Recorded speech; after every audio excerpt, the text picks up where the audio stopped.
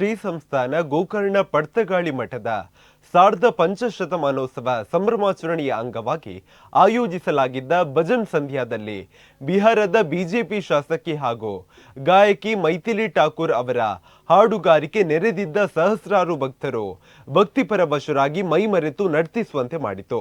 ಅಚ್ಯುತಂ ಕೇಶವಂ ತುಮ್ ಊಟೋ ಶ್ರೀಯಾ ಶೃಂಗಾರ್ ಕರೋ ಭಾರತ್ ಕೆ ಬಚ್ಚ ಭಜನೆಗಳು ಇಡೀ ಸಭಾಂಗಣದಲ್ಲಿ ವಿದ್ಯುತ್ ಸಂಚಾರ ಮಾಡಿಸಿದವು. ಜನಸಾಗರವೇ ಎದ್ದು ನರ್ತಿಸಿದೆ. ಹೊಸ ತಲೆಮಾರಿನ ಜನರೇಷನ್ ಝಿ ಗಾಯಕಿ ಮೈಥಿಲಿ ಠಾಕೂರ್ ಜಾನಪದ ಶೈಲಿ ಮತ್ತು ಶಾಸ್ತ್ರೀಯ ಹಿಂದೂಸ್ತಾನ ಶೈಲಿಯನ್ನು ಸಮ್ಮಿಳಿತಗೊಳಿಸಿ ಭಕ್ತಿಗೀತೆ ಭಜನೆಗಳನ್ನು ಹಾಡುವ ಮೂಲಕ ದೇಶವ್ಯಾಪಿ ಖ್ಯಾತಿಯನ್ನು ಪಡೆದಿದ್ದಾರೆ. ಯಾವುದೇ ಆಡಂಬರಗಳಿಲ್ಲದೆ ಭಕ್ತಿಪರವಶರಾಗಿ ಅವರು ಹಾಡಿದರೆ ಭಜನೆ ಮಾಡಿದರೆ ಭಕ್ತರ ಸಮೂಹನಗೊಂಡಂತೆ ಅದರ ತಾಳಕ್ಕೆ ತಕ್ಕಂತೆ ಹೆಜ್ಜೆ ಹಾಕುತ್ತದೆ. ಪಡ್ತಗಾಳಿಯಲ್ಲೂ ಈ ದೃಶ್ಯ ಕಂಡು ಬಂದಿದೆ.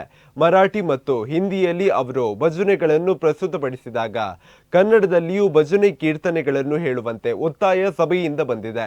ಅದಕ್ಕೆ ಮನ್ನಣೆ ನೀಡಿದ ಮೈಥಿಲಿ ಅವರು ತಾವು ಅಭ್ಯಾಸ ಮಾಡಿದ ಕನ್ನಡ ಕೀರ್ತನೆ ಭಜನೆಗಳನ್ನು ಹಾಡುವುದಾಗಿ ಹೇಳಿದ್ರು. ಇನ್ನೊಮ್ಮೆ ಬರುವಾಗ ಕನ್ನಡದಲ್ಲಿ ಹೆಚ್ಚು ಭಜನೆಗಳನ್ನು ಕಲಿತು ಬಂದು ಹಾಡುವುದಾಗಿ ಭರವಸೆ ನೀಡಿದ್ದಾರೆ.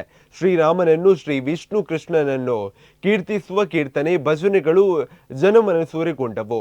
ಭಕ್ತ ಸಮೂಹವೇ ಶ್ರೀರಾಮನನ್ನು ಕೀರ್ತಿಸುವ ಭಜನೆಯಲ್ಲಿ ತನ್ಮಯವಾಗಿ ನರ್ತಿಸಿ ಶ್ರೀರಾಮನ ಬಗೆಗೆ ಜನಮಾನಸ ಹೊಂದಿರುವ ಭಕ್ತಿ ಗೌರವಗಳಿಗೆ ಕನ್ನಡಿ ಹಿಡಿಯಿತು. ಭಕ್ತರು 2 ಗಂಟೆಗಳಿಗೂ ಅಧಿಕ ಕಾಲ ಮೈಥಿಲಿ ಅವರ ಭಜನ್ ಕಾರ್ಯಕ್ರಮವನ್ನು ತನ್ಮಯರಾಗಿ ಆಲಿಸಿದ್ದಾರೆ. ದಕ್ಷಿಣ ಅಯೋಧ್ಯೆ ಎಂಬ ಅಭಿಧಾನ ಹೊಂದಿರುವ ಪಡ್ತಗಾಳಿಗೆ ಬರಲು ಸ್ವಾಮೀಜಿ ಅವರು ಆಹ್ವಾನ ನೀಡಿ ಅವಕಾಶ ಒದಗಿಸಿದ್ದಕ್ಕಾಗಿ ಮೈಥಿಲಿ ಅವರು ಕೃತಜ್ಞತೆ ವ್ಯಕ್ತಪಡಿಸಿದ್ದಾರೆ. ಈ ಪ್ರದೇಶ ತನ್ನ ಮನಸ್ಸಿಗೆ ಅನಿರ್ವಚನೀಯ ಶಾಂತಿ ನೀಡಿದೆ ಎಂದವರು ಹೇಳಿದ್ದಾರೆ. ಇನ್ನು ಈ ಸಂದರ್ಭದಲ್ಲಿ ಪಡ್ತಗಾಳಿ ಮಠದ ಸ್ವಾಮೀಜಿ ಅವರು ಭಜನಾ ಕಾರ್ಯಕ್ರಮವನ್ನು ಆಲಿಸಿ ಮೆಚ್ಚುಗೆ ವ್ಯಕ್ತಪಡಿಸಿದರು.